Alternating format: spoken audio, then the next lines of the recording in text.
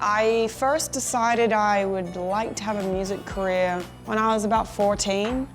And I remember I thought I could probably get a record deal in a year. That was what I thought. It takes a year, it's pretty easy. And I thought, all they have to do is see my potential. So I'll record 3 songs. And I'll send this 3-song demo to a label. I'll send it to every label and one of them will pick me. That's what I thought in my insane mind when I was 14, and I thought that would be a great idea, but I didn't get a record deal until I was 22, so it took a lot longer, but I had big dreams. I grew up in Australia in a place called Mullumbimby, and it's a small town. The population is 3,000 now, and I grew up in a very little house that my dad built out of mud bricks by hand, and then my parents split up, like a lot of kids' parents do, when I was about 9, and I moved into the town, the big city. Then I would kind of just skate around the town and get into mischief, and I got bored of that, and I wanted to escape to America, and that was when I was 16, and then I moved to Miami and spent the rest of my years kind of wandering around America.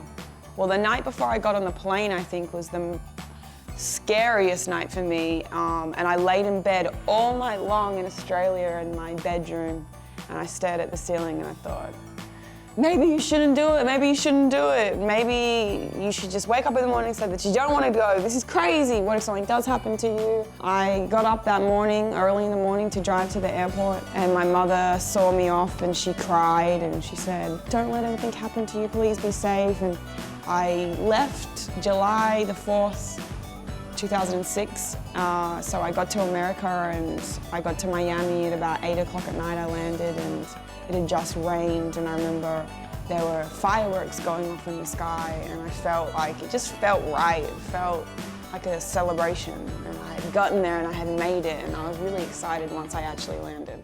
Once I got to Miami, I already had a couple of $1,000s saved, and that lasted me about 6 months, and by then I had friends and new people, and I would clean for different people and get cash underhand, little jobs, and try to survive. The thought of failure was really not an option for me. I had to keep going until I couldn't go anymore, and there was a point when I thought I was going to run out of money and I would have to go home, and that was right before I put out the first song of my mixtape called Ignorant Art, and I kind of did a bit of a gamble and I made this mixtape and it ended up paying off for me. I got my Trust Your Struggle tattoo in 2010.